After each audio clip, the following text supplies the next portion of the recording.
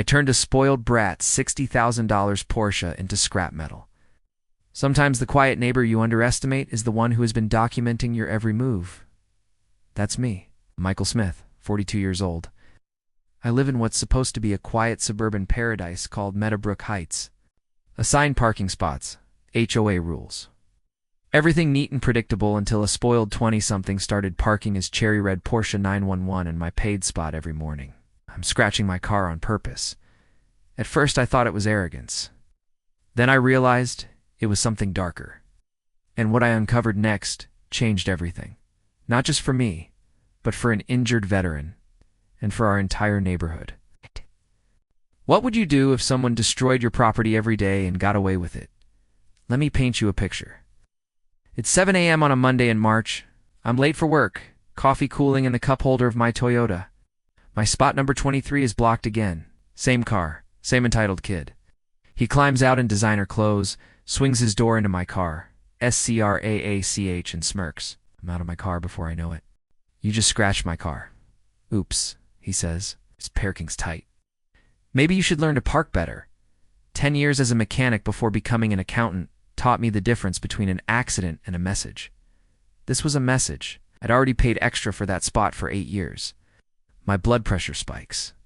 But he just flips me off and walks away. That's when my accountant brain kicks in. Tracking fraud is my day job, and this kid's behavior is a pattern. Porsche has a visitor pass. Yellow. This year's are green. Expired.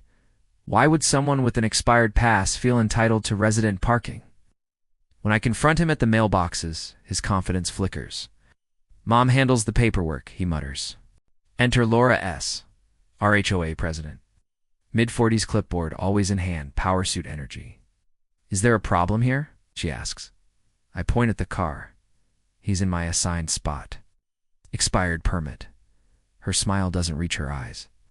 I'll handle his documentation personally. Don't interfere. The way she says interfere sounds like a threat. That night I tell my wife Jennifer what happened.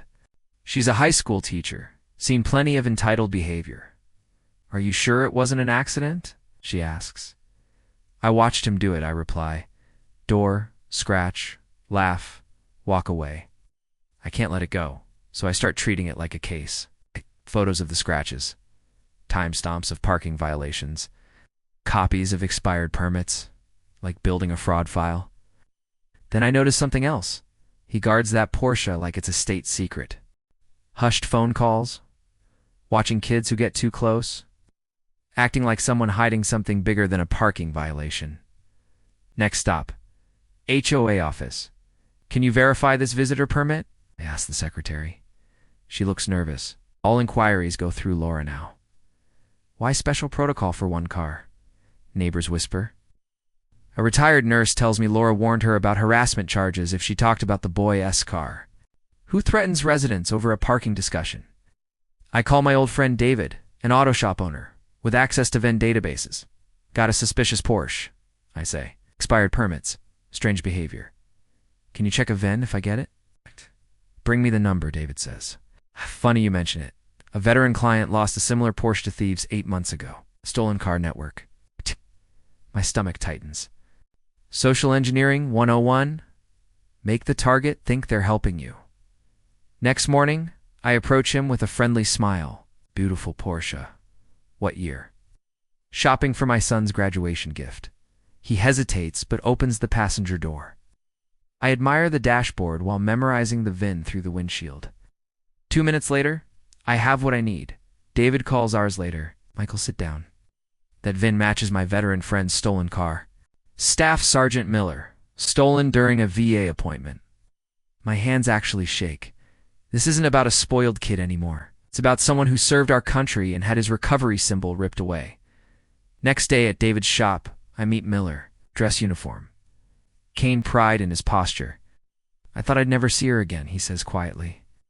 Bought it when I finally walked again without a wheelchair. Symbol of beating the odds. He explains how networks target vulnerable owners because they think they can't fight back. The cruelty of it makes my blood boil.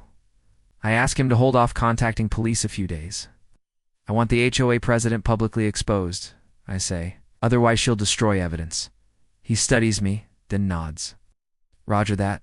We have a plan. Back at the complex, Tyler's swagger is gone. He uses visitor spaces now, constantly looking over his shoulder. Laura corners me.